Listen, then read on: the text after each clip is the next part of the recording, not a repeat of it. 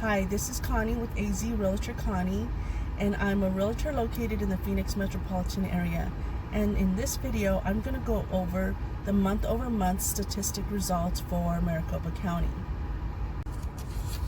So in this next video, it's average new listed versus sales. There's a lot going on in this slide, is because on the left is the dollar value, on the right is the percentages, and the gray line going across is what we were using in what my Arizona statistics were giving, because I wanted to show how accurate financial analysis can be.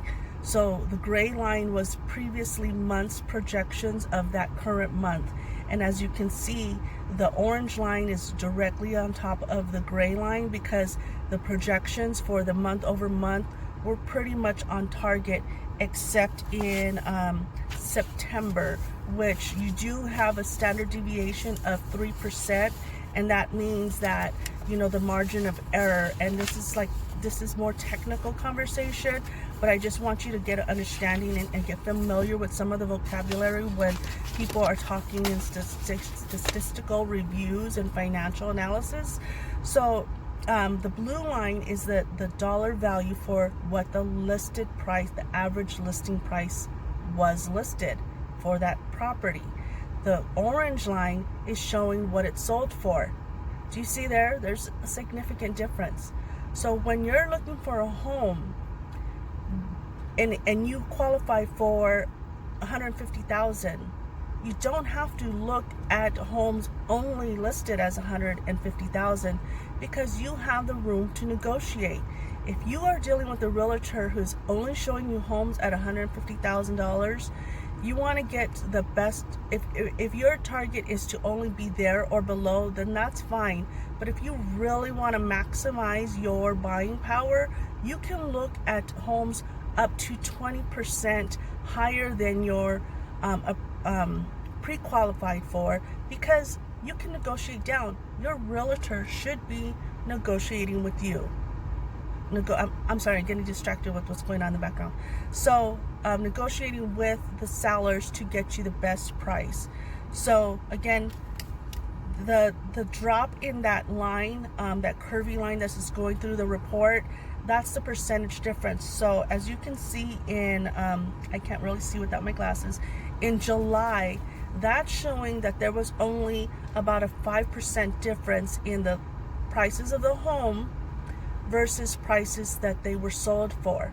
So a 5% change is telling me that these are more owner-occupied properties, because when you're going to live in your home, it's commonly that they list it or buy the home for the property value, but you don't have to do that. That's what I'm trying to explain here.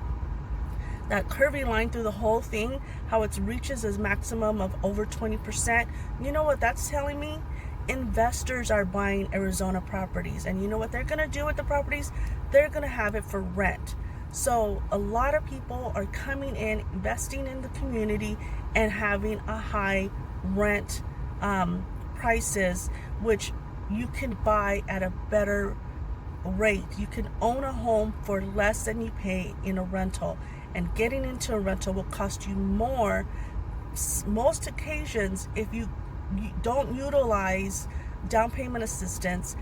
So if you utilize down payment assistance, you could get into a home cheaper than renting your home on some circumstances. If you want more information on that, give me a call and I would love to help you out. I'm all about spending your money as wisely as possible. So on the next slide is the median.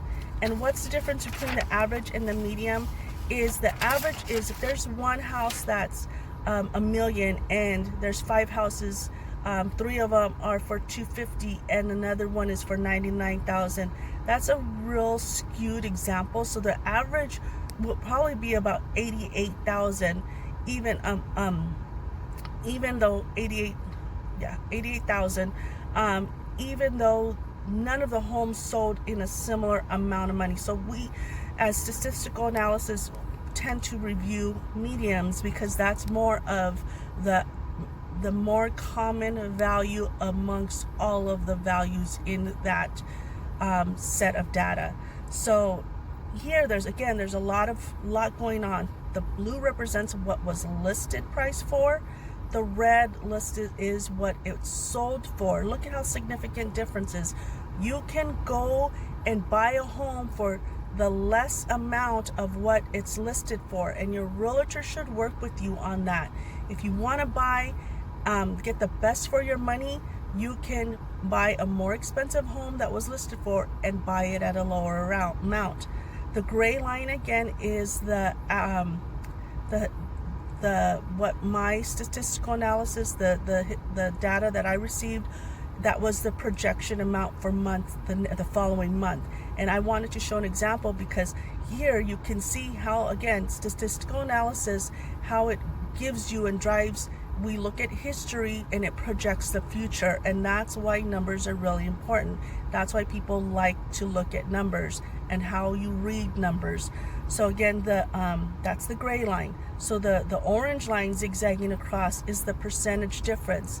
Remember, the dollar value of what was listed for is on the left, and the percentage amount is listed on the right. So that zigzag line represents the percentage difference between what was listed for and what was sold for. And you can see that, again, that's a high dollar amount. So a lot of investors ask for 15 to 20% off a listing price. And you'll be surprised. Obviously, this shows you the results on how sellers will accept that. So I want you to understand the market and maximizing your dollar. So distressed properties, I'm going to be doing these monthly and talking about the statistics, because that's what I love. I have a finance degree, master's degree, and I'm also a realtor, so I love looking at numbers and seeing what the results are. If you like this information, please subscribe to my blogs, everything on AZ Realtor Connie, and follow me and share this video. Thank you.